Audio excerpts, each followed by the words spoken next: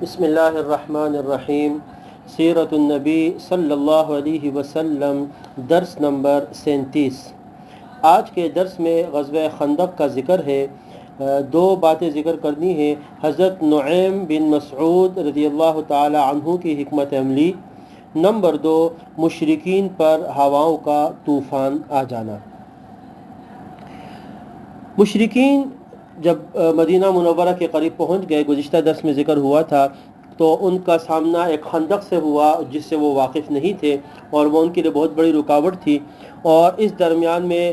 دونوں طرف سے تیر اندازی ہو رہی تھی، اور ایک تیر حضرت سعد ابن معاذ رضی اللہ تعالی عنہ کو بھی لگا تھا، اور ان کے بازو کی رگ کٹ گئی تھی جس سے ان کو کافی تکلیف تھی۔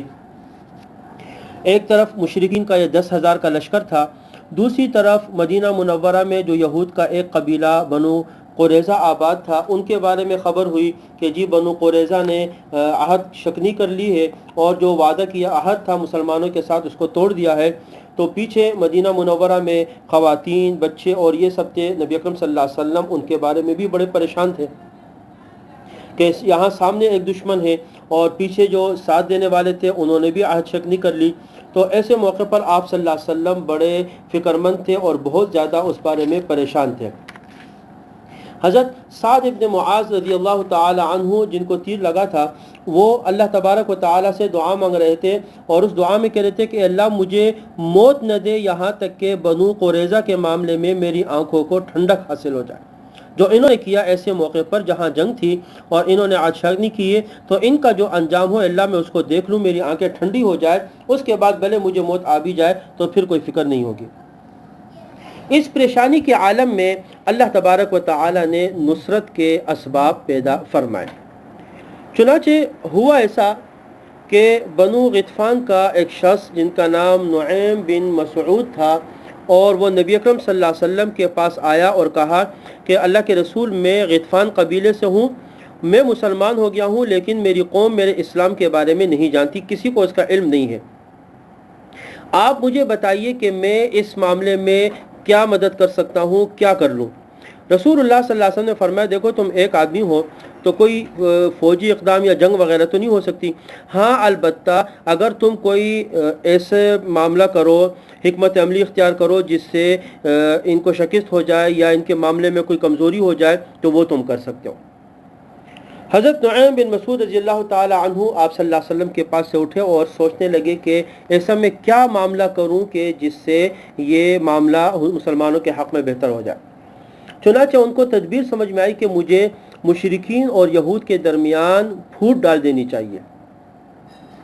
کیونکہ ان کا ایک ہو جانا یہ مسلمانوں کے لیے بہت بڑا نقصان کا سبب ہے کہ وہ راستہ دے دیں گے ان کو مدینے میں آنے کا، تو لہٰذا مجھے ان کے درمیان پھوٹ ڈال دینی چاہیے، تو اس سے یہ ہوگا کہ یہ معاملہ تب ختم ہو جائے گا۔ چنانچہ وہ وہاں سے فوراً بنو قریظہ کے پاس گئے، اور زمانے جاہلیت میں ان سے بڑا اچھا تعلق تھا۔ وہاں پر پہنچ کر انہوں نے کہا کہ آپ لوگ جانتے ہیں کہ میں آپ لوگوں سے بڑا تعلق رکھنے والا ہوں۔ انہوں نے کہا جی ہاں بالکل۔ تو انہوں نے بڑا ان کا استقبال کیا، اپنے ساتھ بٹھایا۔ تو حضرت نعیم نے ان سے کہا کہ دیکھو بات یہ ہے کہ تم تو اسی علاقے کے ہو، یہاں کے رہنے والے ہو، یہاں تمہارے مکانات ہیں، تمہارے بال بچے ہیں، گھر ہے، کاروبار، سب کچھ یہاں پر ہے، اور تم ان کو چھوڑ کر کہاں جاؤ گے؟ اور قریش اور غطفان ہمارا جو قبیلہ ہے، ہم محمد سے جنگ کرنے کے لیے تو آئے ہیں، لیکن اگر ہم جیت گئے پھر تو بہت ہی اچھی بات ہے، تم بھی فائدے میں، ہم بھی ہیں، لیکن لازمی بات ہے کہ اگر ہمیں شکست ہو گئی تو ہم سیدھا اپنے گھروں کی طرف جائیں گے، یہ علاقہ چھوڑ کر چلے جائیں گے، لیکن اس کے بعد پھر محمد صلی اللہ علیہ وسلم آپ سے انتقام لیں گے اگر وہ جیت گئے، اور تم اکیلے ہوگے تو تمہارا کوئی ساتھ دینے والا نہیں ہوگا۔ وہ تو سن کے ان کی تو آنکھیں کھل گئی، وہ چونکے۔ کہا تو نعیم ہمیں کیا کرنا چاہیے؟ کہا تم ایسا کرو کہ قریش سے کہو کہ اپنے چند آدمی ہمارے پاس دے دو ذمہ داری کے طور پر، کہ وہ ہمارے پاس رہے تو ہمیں یقین ہوگا کہ تم ہمارا ساتھ دو گے، ہمیں تنہا چھوڑ کر نہیں جاؤ گے جب تک جنگ ختم نہیں ہو جاتی۔ تو بنو قریظہ نے کہا کہ یہ تو بہت مناسب رائے ہے، ہم ان سے چند لوگوں کا مطالبہ کریں گے، وہ ہمارے پاس ہو۔ اس کے بعد حضرت نعیم یہاں سے اٹھے اور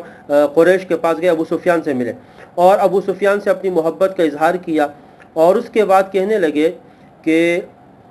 تمہیں معلوم ہے کہ یہود بنو قریظہ کیا کر رہے ہیں؟ انہوں نے نبی اکرم صلی اللہ علیہ وسلم کے ساتھ جو عہد شکنی کی تھی اس پر ان کو بڑی ندامت ہے، اور اب وہ مصالحت چاہتے ہیں رسول اللہ صلی اللہ علیہ وسلم کے ساتھ، لیکن یہود نے حضور سے یہ کہا ہوا، چونکہ وہ شکنی تو کر چکے تھے کہ وہ تمہارے چند لوگ یرغمال کر کے حضور کے حوالے کر دیں گے کہ وہ ان کو قتل کر دیں، تو لہٰذا اس پر ان کے اور حضور کے درمیان معاملہ درست ہو جائے گا، استوار ہو جائے گا، ان کی خطا ختم ہو جائے گی۔ تو اگر وہ تم سے کچھ لوگ مانگے طلب کرے تو تم ہرگز ایسا نہیں کرنا۔ اور یہی بات پھر جا کے غطفان اپنے قبیلے والوں کو بھی کر دی، ان کے بھی کان کھڑے ہو گئے، وہ بھی سمجھ گئے۔ چنانچہ جمعے والے دن قریش نے یہود کے پاس پیغام بھیجا کہ ہمارا قیام یہاں پر کچھ اچھا بہتر نہیں ہے، اور مزید ہمارے لیے یہاں پر رکنا بہت مشکل ہے، ہمارے گھوڑے اور اونٹ مر رہے، سردی بھی ہے، تو لہٰذا ہم یہ چاہتے ہیں کہ تم اندر سے حملہ کرو، ہم باہر سے حملہ کرتے ہیں تاکہ محمد پر ہم حملہ کر دیں۔ یہود نے کہا کہ بھئی کل ہفتے کا دن ہے، اور ہفتے والا دن تو تم جانتے ہو کہ ہماری شریعت میں ایسا نہیں ہے، تو ہم اپنی شریعت کی خلاف ورزی نہیں کر سکتے، تو کل تو ہم جنگ نہیں کر سکتے، ہاں اس کے علاوہ کسی اور دن کر لیں گے، لیکن اس کے لیے ہماری شرط یہ ہے کہ تم اپنے چند آدمی ہمارے پاس بطور ضمانت کے دے دو کہ وہ ہمارے پاس ہوں گے، اور جب جنگ ختم ہو جائے گی تو اس کے بعد پھر ہم ان کو چھوڑ دیں گے۔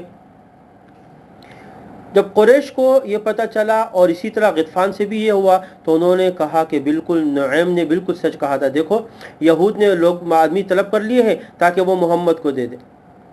تو لہٰذا انہوں نے کہا ہم اپنا کوئی آدمی نہیں دیں گے، لہٰذا تم اگر ہمارا ساتھ دینا چاہتے ہو اسی طرح ہمارا ساتھ دے دو۔ بنو قریظہ نے جب یہ بات سنی کہ بھئی یہ تو اپنا آدمی دینے کے لیے تیار ہی نہیں ہے، تو انہوں نے کہا کہ دیکھو نعیم نے ہم سے سچ ہی کہا تھا کہ یہ تو جنگ لڑ کے چلے جائیں گے، ہمیں تنہا چھوڑ دیں گے۔ دونوں فریق کا ایک دوسرے سے اعتماد اٹھ گیا، بنو قریظہ کا مشرکین سے، مشرکین کا ان کا، اور ان کے صفوں میں پھوٹ پڑ گئی، اور نتیجتاً ان کے حوصلے ٹوٹ گئے۔ مسلمان بار بار اللہ تبارک و تعالی سے دعا مانگ رہے تھے، اللہم استر عوراتنا و آمن روعاتنا، اے اللہ ہماری پردہ پوشی فرما، ہمیں خطرات سے امن عطا فرما۔ اسی طرح یہ دعا فرما رہے تھے، اللہم منزل الکتاب سریع الحساب اہزم الاحزاب اللہم اہزمہم وزلزلہم۔ یہ دعائیں جو حدیث میں منقول ہے بخاری شریف میں، رسول اللہ صلی اللہ علیہ وسلم اور صحابہ اللہ پاک سے یہ دعائیں مانگ رہے تھے۔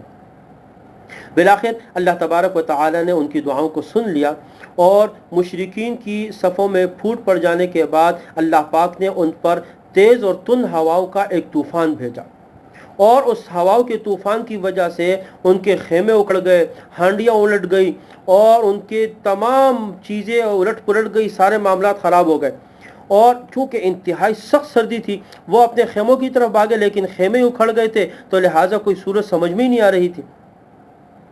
نبی اکرم صلی اللہ علیہ وسلم نے اس ٹھنڈی رات میں حضرت حذیفہ بن یمان رضی اللہ تعالی عنہ کو بھیجا کہ جاؤ اور کفار کی خبر لے کر آؤ۔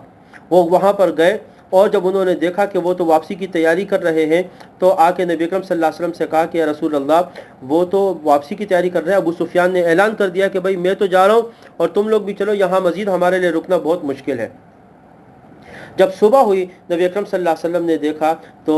میدان بالکل خالی ہو چکا تھا، اور وہ سب کے سب مکے کی طرف روانہ ہو چکے تھے۔ اس طرح اللہ تبارک و تعالی نے مسلمانوں کو اس جنگ میں فتح عطا کی، اور یہ خندق اور اس کو احزاب بھی کہا جاتا ہے۔ صحیح قول کے مطابق شوال سن 5 ہجری میں یہ واقعہ پیش آیا۔ تقریباً 25 دن تک مشرکین نے محاصرہ کیا، اور اس کے بعد جب ان پر یہ طوفان آیا، تیز ہوائیں آئیں، تو وہ سب سارا کچھ چھوڑ چھاڑ کے وہاں سے مکے کی طرف روانہ ہو گئے۔ انشاءاللہ اس سے آگے کا جو واقعہ ہے جس میں بنو قریظہ کا بھی ذکر ہے، ان کے ساتھ پھر کیا معاملہ ہوا، اگلے درس میں اس کو ذکر کیا جائے گا۔ وآخر دعوانا ان الحمد للہ رب العالمین۔